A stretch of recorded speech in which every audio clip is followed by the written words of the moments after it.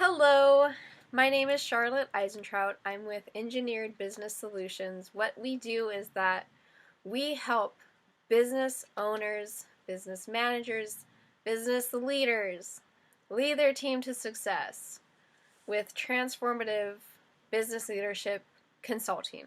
Okay? So, by the way, to be completely honest with you, I've already started and stopped 20 times. And so this right here is me. I have three different animals in my room right now. One of them is growling. And I'm finally like, okay, it's we're good. We're good. Everything's good. Sienna, hush. Okay. All right. So, share if you enjoy the content and think that other people would benefit. Like if you enjoy this video, and of course subscribe for more, because I want to share with you all about leadership.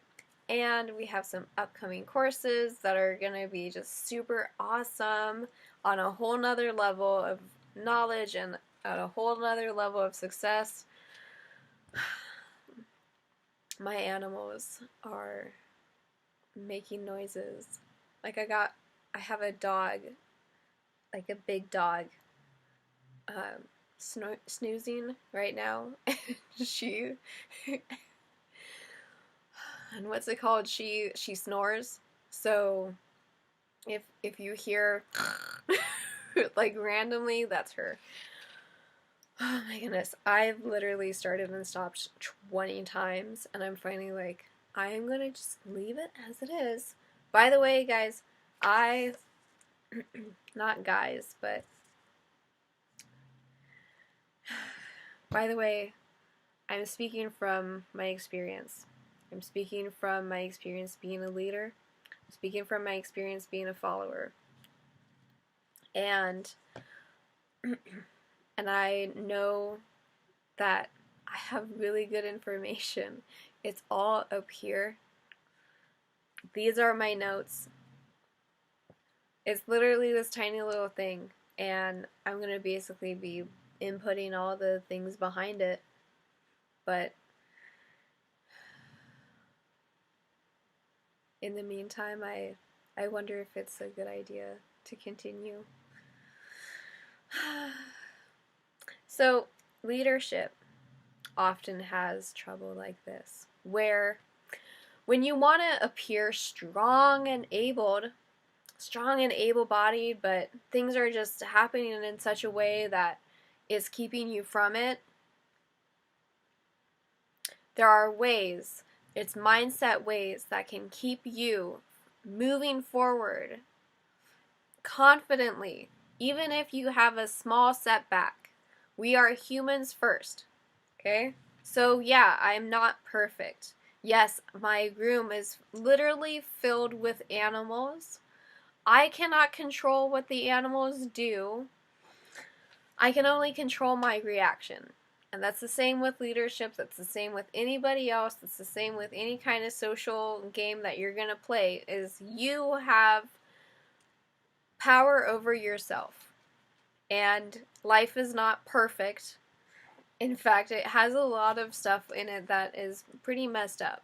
But nonetheless, leadership starts and stops with the person who people follow. And there's 10 reasons why, and let's start. Number 1, the leader sets the company culture. Company culture is how it is that you feel every day when you come in and you sit down at your desk and you open up your email, you open up your computer, and you think of all the things that you need to get done, and then you do them. Okay? Company culture also includes how the teams navigate, how the teams socially navigate between each other, how the product is ultimately flows through, how marketing goes, how sales goes, everything like that. So the leader also dictates the social rules, how people are treated, what is often said, how feedback is given, how people are fired and hired, what the company rules state, how to treat the customer, right? Number 3, teaches everyone how each person should be treated, including the customer. So if I'm your leader, I'm teaching you boundaries. I'm teaching you how I want to be treated. I'm teaching you also not just how I want to be treated, but also how Christy or Bob or Ben or Lisa wants to be treated, or what is acceptable, what I say is acceptable as the leader. So this could be the leader at the very, very top, and this could be a leader as a part of a group within the business. But it ultimately starts and stops with the one that's at the top, because the one that's at the top, say you have one and then you have like 5 people under you. Well, you're at the top and you have head of HR, head of marketing, head of sales, head of customer service, right? That's sort of like your little team. And by you setting the stage of these company cultures, social rules, and how everyone should be treated, then you're teaching them how then they should also treat their subordinates. Okay? Number 4, chooses who goes and who stays. So if I'm just starting a company and I want a salesperson, and this salesperson ultimately ends up becoming the leader of the sales team because they've been there for a really long time, right? Having that person as a part of my team, that's a part of making the statement of things that this person does, the behaviors, the mannerisms, the social etiquette that I've hired this person on. They represent my company, they represent my business, and I'm saying that how it is that they act within the business, within the company culture, the social structure, how they act is acceptable. So that's a part of hiring and firing. Hiring and firing in business is basically saying whether or not you're part of this specific team and where it is that that person specifically is within that team and within the business, the social structure of whatever it is, be it a small business or a large business. Number 5, leaders have the power of the pen. What do I mean by that?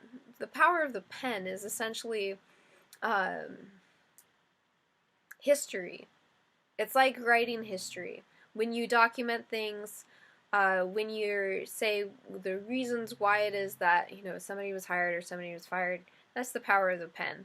The power of the pen could also include, of course, any kind of documentation during lawsuits, or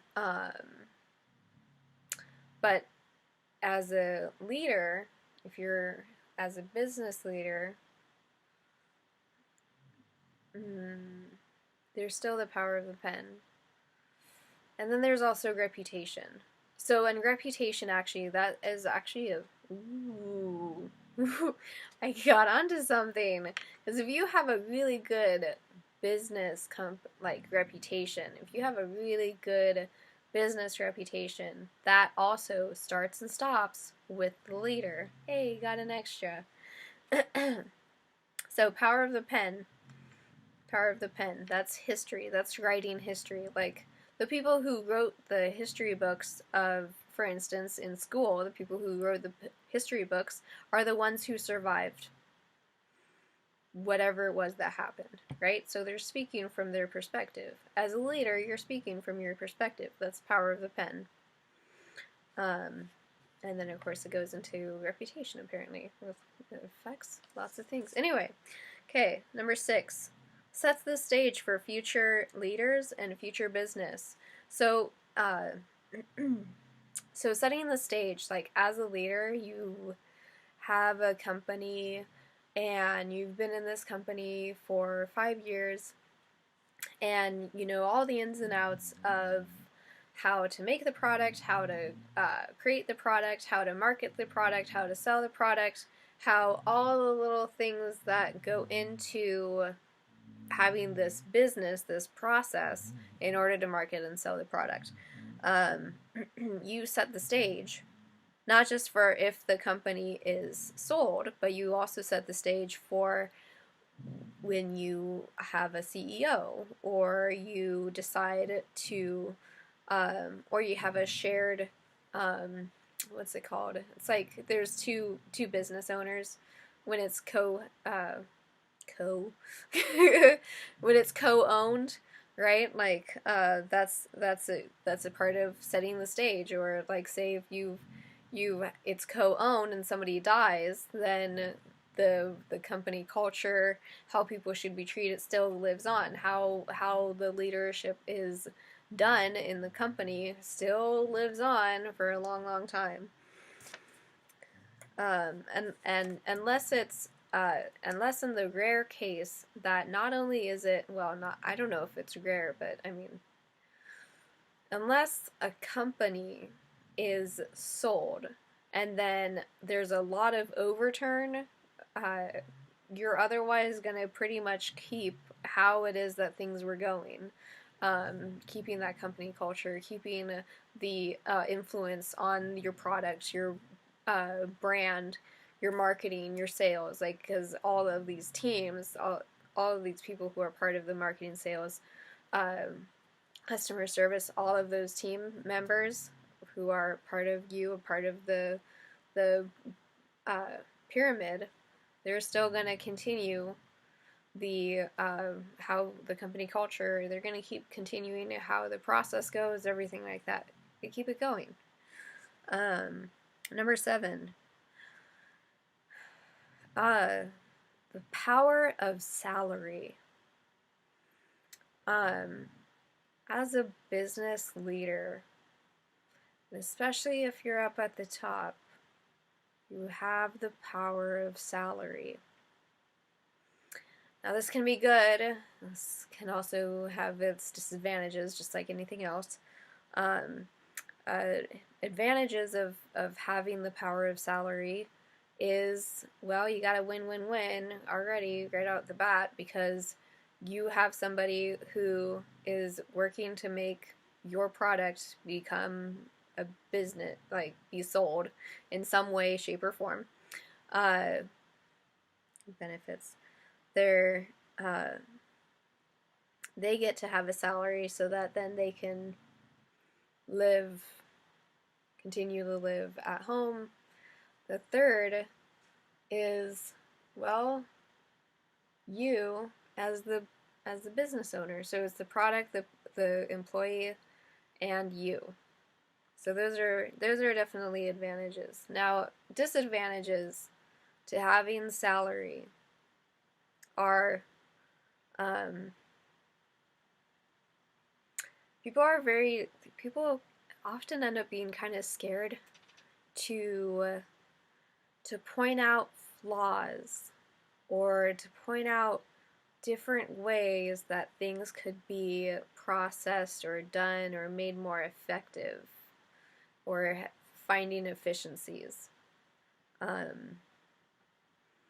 Most people who are salary, who are successful at being the salary coworkers, are going to be yes men, because you have the power of salary over them. If you want to get away from that, you hire a consultant. And a consultant is going to be, well, not really your yes man, but you hire them for a particular purpose. Most often it's your bottom line, or even like having less anxiety, expanding your influence as a leader, having and creating better business. Those are all very, very huge advantages of hiring somebody who is not going to be your yes man, somebody who's not confined by an hourly wage. So a big disadvantage of having salaried employees can be, say you have you come around and you have a round table, right? That, our product isn't really doing good, the marketing of it isn't really doing all that great, and say it's for a phone, okay? It's a flip phone, whatever, I don't know. It's a phone, okay, and it has some new thing. Now, if you have salaried employees, and these are all people that you've hired, they're around your table, you've hired them, you know who is there. How likely are they to tell you, like, whether or not something should be made a change, right? Unless you have a company culture or a system that's set up so that people can give and receive feedback in such a way that real progress is made and real change is occurred, and people can actually say their criticisms or say their benefits and be real. Unless you have that company culture already set up, all you have is yes men. So if a product isn't working, and say if product's not working, and you're around the table and you're wanting these salaried people to really, be honest, because you own their livelihood, they're not very likely to really speak up and say the honest feedback, because they're worried that they might be fired, or they're worried that their job could be on the line, even though you are asking for their feedback. I've heard this a lot, and I've experienced it myself. People have trouble with feedback even when they ask for it. I've heard it again and again, and I've seen it, I've witnessed it, I've experienced it myself. And when you have somebody who is in your corner, who, even though you're paying, is going to be the person who says, look, there's a problem, let's fix it, let's get to a solution. Like, most often salaried employees, they're not really gonna say what's really on their mind, because you own their livelihood. They're scared to lose that. People have to pay rent, and we're in the middle of a pandemic. If you have a system, though, on the other hand, if you have a system where people are free to give their opinion, and the leader is able to take that opinion and already be humbled by it and not let it affect them personally. If you as a leader let feedback affect you personally, and then, like, that energy, people feel it. It goes out. It goes out to your teammates. It goes out to all those other, it goes down, it trickles down. If you take feedback personally, that means that, your sales leader, or your marketing leader, or your customer service leader, that means that they can also take things personally when they get feedback, because it's a part of the company culture. Because it's been made a part of the company culture. But when, as a business leader, you're able to instead change how it is that you view feedback, when you're able to change how it is that you view objective thinking, or whatever it is, when you review leadership even in a different way, when you review followership in a different way, then that also sets the stage for how it is that you treat your followers. For instance, followers are probably the most important people. I love leading, and as much I know that as a leader you want to be like, oh, I'm the best person. And I speak from my own I speak greatly from my own experience. Actually, if anything, like as a leader, most often what I see is like I am serving you. But that's me, right? Like I'm a diplomatic leader. I'm a let's work together leader. I'm a community whatever. Like every leader is gonna be a little bit different. And if you are find yourself in a leadership position, you know sometimes the agenda is different. Either way, as a leader, you have, by having power over the salary of your employees, there are definitely advantages and disadvantages to that setup, especially when you want to make significant changes or you need feedback or you need honest feedback from people other than the customer. Because if the customer is telling you, hey, I'm not getting my product on time, well, you got good feedback from the customer, but what about your process? How do you know that your process is doing good if you're not, if you're, if your employees aren't allowed to really talk about it, if your employees aren't allowed to really voice their opinion about the process, that maybe it doesn't really need to go to Bob before it goes to Sally, right? The better you have of company culture, it starts and stops with the leader. The better your company culture, and the better able that you're able to have that open conversation and have conflict healthfully in a healthy way, the more able that you're able to have success at your business and increase that bottom line. And also, not just that, but feel better every day that you come into work, and having your coworkers feel better every day that they come into work. Most people want to feel good at work, right? You're spending at least 40 hours a week.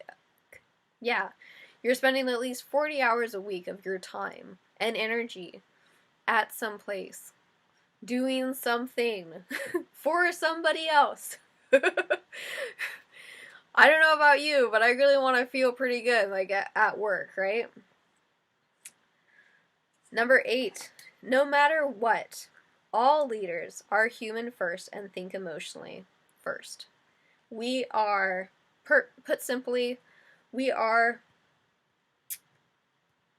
emotional beings that think.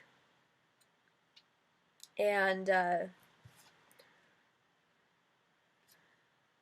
so when we make decisions, we often make decisions emotionally. They, being scientists, have actually studied how people whose part of the brain, like the emotional part, has been destroyed or manipulated in some way that it wasn't before, have a lot of trouble making decisions. And normally we make decisions emotionally first, and then we think of the reasons why logically it makes sense. Almost like 99% of the time. Otherwise, if you have that emotional part of the brain, it's really difficult to make a decision. They've found that that's often how it is that people react as a part of having that part of the brain be damaged. Is having trouble making decisions. Now, the reason why it is that is important to leadership is because our emotions rule our everyday life. I know that we've heard it all before. Leave your emotions at the door when you come into work. But ultimately, emotions are the thing that helps you talk to people. Emotions help you perceive what's happening. Emotions help you react. Emotions are there ultimately, as been stated by the creator of DBT, Marsha Linehan. She says that emotions are there for a reason. Emotions let you know live and live action, whether or not you've been betrayed, whether or not there's an emergency happening. It's telling you how you need to react. And the more that we look internally, the more that we go into the minutia, the details of leadership, it starts and stops right here, right in our funky little brain. And no matter what, we are emotional beings that think. And I've lived, as an example, I lived in an atmosphere where I wasn't really allowed to, like, be emotional, but it turns out that, and only be logical, but it turns out that emotions actually help you be logical in a weird way. Because the more you're connected with your, not just your head, but your body, the more that you're connected with what's going on around you, the more you're connected with your atmosphere, the more you're connected with your environment, the more you're connected with people who you work with and work for, the better able that you're able to navigate socially and win in business.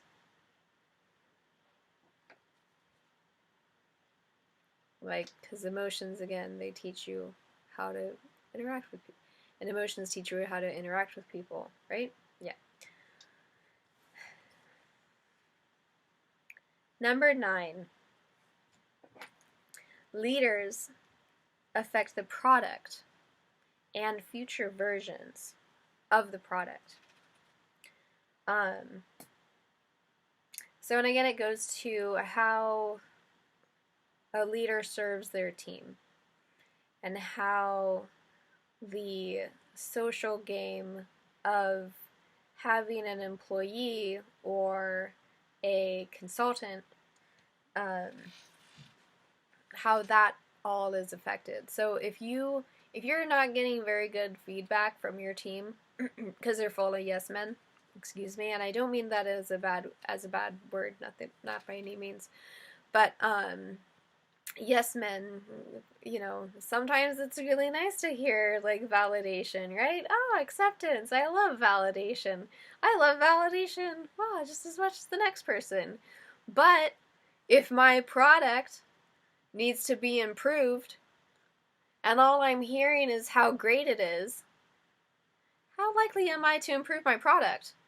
How likely am I to make any kind of change to my product if I'm told that it's the best thing ever and it doesn't need to be changed?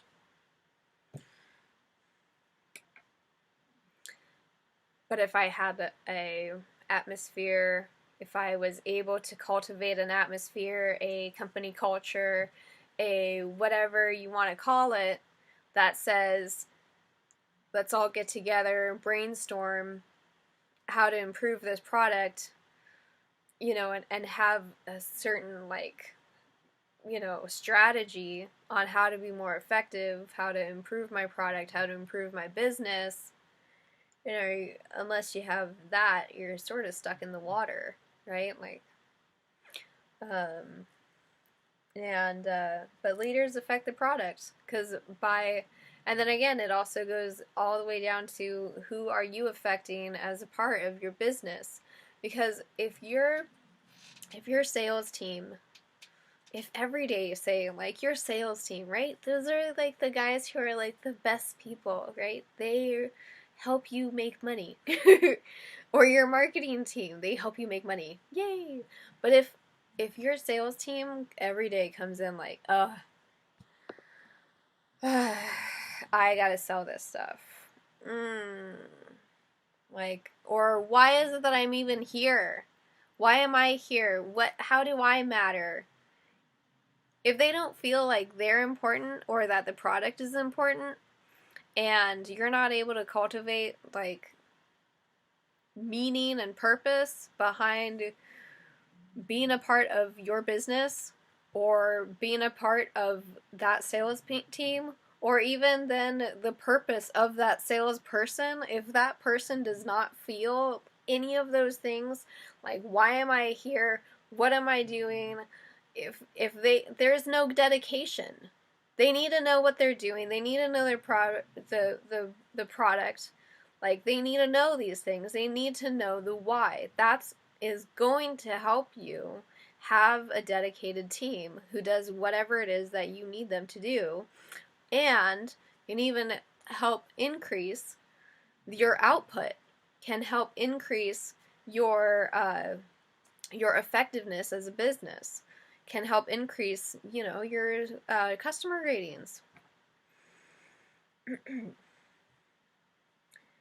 And of course, your customer ratings also can kind of affect the product and everything like that. But especially if your sales team has no dedication to your product or anything that you do, you're not going to have you're probably not going to be in business for very long. But like, you have to sell your product, you have to market your product, right? You have to have good customer service. All of these things have leaders: customer service leader, sales leader, marketing leader. You can call it whatever it is that you want, but ultimately they're still the leaders of these little groups. And if those leaders themselves are not dedicated, or they are in a toxic environment, or they don't like their job, or they don't feel like they have any purpose, you're not going to get a whole lot of good, solid work from that very, very important person. You hire and fire for the business of doing business, but ironically enough, how it is that we think, how we feel, how we interact with each other affects business. And it all starts and stops with leaders at the top. Number 10, leaders affect the marketing and sales team. So, yeah, I pretty much already said that. And as an extra, number 11, anytime that you are talking to other people and working towards a common goal or overcoming an obstacle, you are playing the social game of leadership or followership. There are some people who there's a really interesting book that I've been reading, called The 48 Laws of Power, and it is really good. That's a really good little leadership book if you ever wanted. I mean, it goes into that process of power and what is power. Power is just basically getting people to do what you want them to do. But especially in terms of business, there are certain power plays that don't really always make sense, and then there's also other power plays that make a whole lot more sense. And because in business, it's like, it's really knowing, in business especially, it's knowing what your purpose is, knowing what your product is, knowing what your agenda is, and then of course knowing the main reason as to why it is that you are in business. If you need your own purpose. As a leader, you need to have purpose. Why is it that you're ultimately doing this? Like, my ultimate reason is I want to spread happiness as much as I can. As much as I possibly can. Like, if I were actually being like absolutely honest, it would be that I want to spread happiness. Because I know that when we have good leaders, we have good followers. And when we have good followers, those followers make good leaders. There's a flow. It flows. Leadership flows.